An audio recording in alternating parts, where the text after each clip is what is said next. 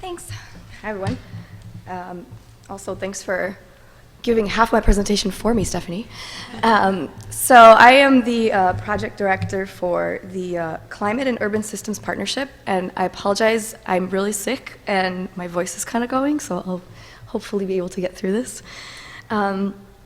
So I'm going to share with you today a little bit about our project as well. But first I want to start off just by explaining what I mean by cross-sector collaboration, or at least what it means to us in our project. So we know that collaboration is really essential for affecting and enacting large-scale systemic changes and helping solve what I call wicked problems like climate change can be. And many sectors are working on aspects of this problem, such as the education sector, the nonprofit world, various governments at different levels, businesses, and communities, but often in isolated ways or an isolated impact. And systems shifting collaboration that bridges the gulf and leads to more collective impact really requires some sort of shared or at least complementary goals and the right mix of players and really good working relationships. But achieving that can often be very difficult. And different organizations have different missions, they have different goals and different reasons for engaging with climate change. So, we want to see how we can use this diversity, but also figure out what are the roles that people can play within a collaborative network and legitimately participate in this cross-sector collaboration. But I'm going to, before I go any further, tell you a little bit more about the Climate and Urban Systems Partnership, Cusp. So we're also one of the 6 funded CCEPs that you heard about. You have heard about 2 already, and you'll probably hear about some of the others later on as well. And Cusp is led by the Franklin Institute in Philadelphia. And we have informal science education partners in New York at the New York Hall of Science, in Pittsburgh at the Carnegie Museum of Natural History, in Washington, D.C. at the National Geographic, and we also have the learning science partners at the University of Pittsburgh, and our climate science partners are at Columbia University in New York. So the Cusp team is multidisciplinary by design, as Stephanie has described again as well. For us, it's really important to always maintain constant communication. We have calls twice a week. Sorry, that's ridiculous. Twice a month. And during these calls twice a month, we focus on the big picture project problems that might be arising, challenges that are being experienced in the various different cities, or new information from the learning science or the climate science. We also have a Basecamp account for sharing that information and project administration. And we meet face-to-face twice a year during all partner meetings, and those are really invigorating and energizing and fun. And there's also lots of emails and calls continuously going back and forth. But what I have shown here is a social network analysis that our evaluators did from our recent Year 2 annual survey. And it really indicates regular exchange of information and resources between all of these different core partners. Now, the width of the connections indicate the frequency of the interactions. And in this plot, you see the Pittsburgh team and the Philadelphia and New York teams that really stand out as partners who really frequently share information. But there's also a lot of them in Pittsburgh.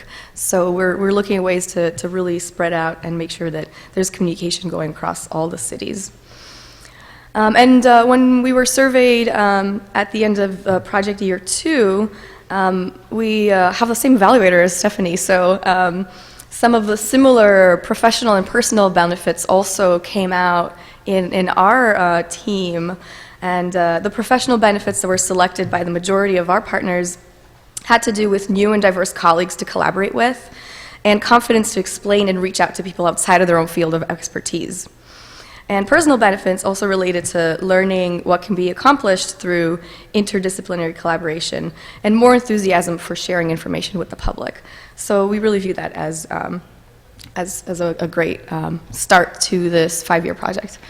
And what Cusp does is really focusing on cities Cusp is exploring innovative ways to engage urban residents in climate change issues in their cities on the city scale. And our aim is to talk about climate risks in these cities and provide opportunities to explore solutions. And for the rest of my talk, I want to look at these city networks. And you see communities of practice again. This, it's something that is quite familiar to a lot of people. And a community practice is a group of people that share concern or passion for something they do, and they interact frequently to learn how to do that better.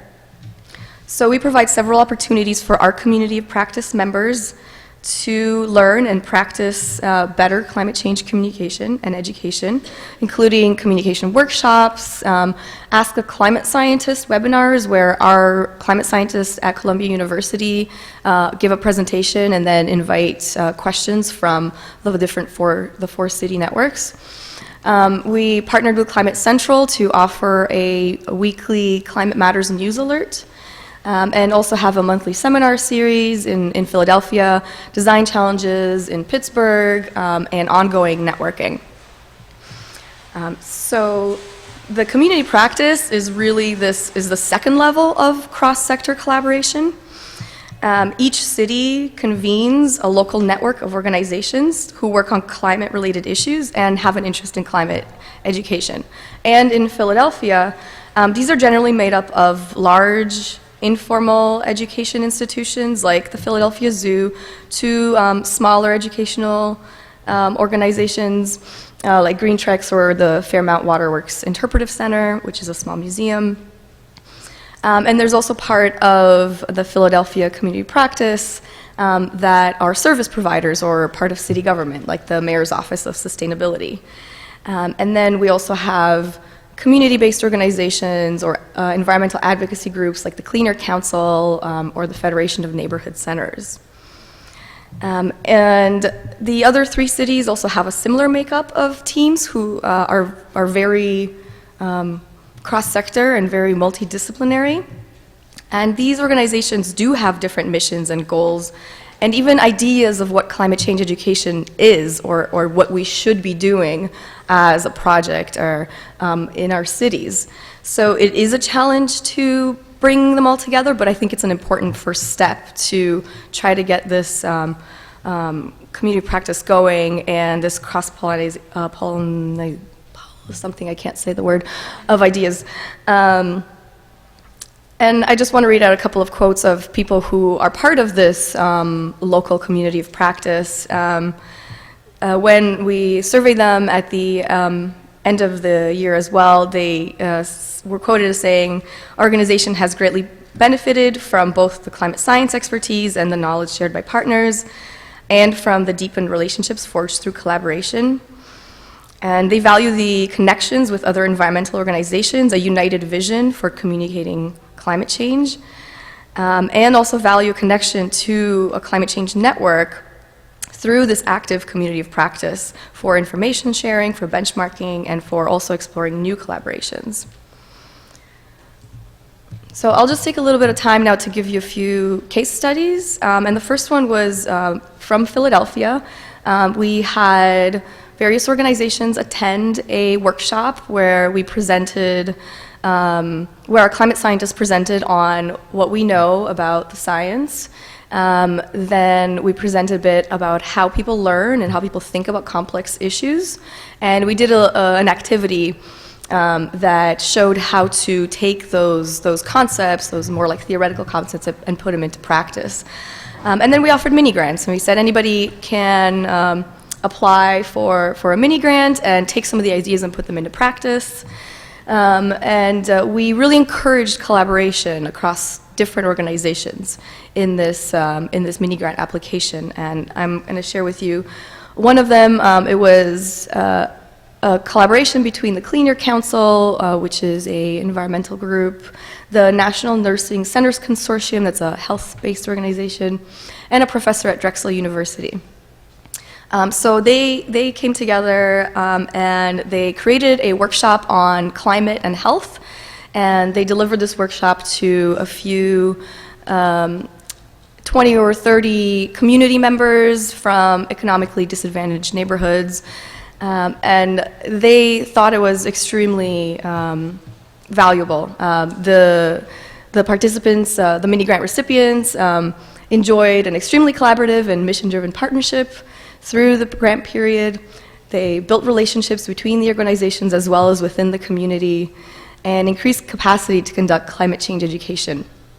And from the participants in the workshop, they were noted by, as saying that they had heard about climate change and knew about it, they were concerned about it, but they never really understood like what could be done at a community level or as residents in the city, and being able to participate in this workshop and really think about the solutions was really impactful for them as well.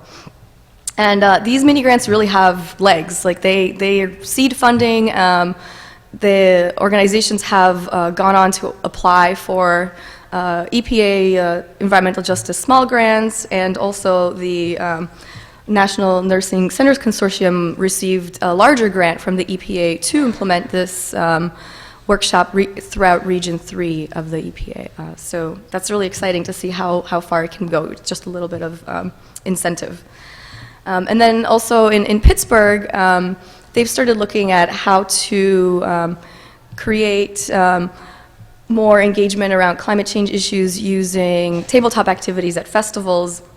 And initially, it was really just a couple of organizations spread out throughout a festival, but this year they looked at ways that they could create bring all of them together under one tent, which they called the Climate Change Playground. And the organizations that were part of this event found it extremely valuable and a really great way to not only learn how other organizations were doing their activities and engaging the festival audiences in their climate change activities, but also just being together in that one place felt much better and felt like there was really a collaborative effort, and it was really, everyone was in it together. Okay, so going forward, we're going to continue doing this research on the networks through interviews, surveys, and observations at each of the different cities' networks, and see how they evolve, how the organizations change, and how collaboration occurs. And then we're also going to be looking at the residents and seeing how what they might be learning through this new cross-sector collaborative approach. And with that, I'd just like to end and show you a picture of an adorable girl.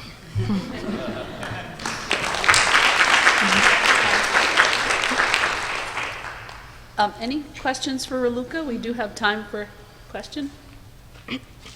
I have a question. Do you have plans in your network analysis for looking at how the cities might start collaborating with each other? Mm-hmm. Yeah, we thought about that. So we already do that for the core team, for the 6 institutions that are involved across the 4 cities.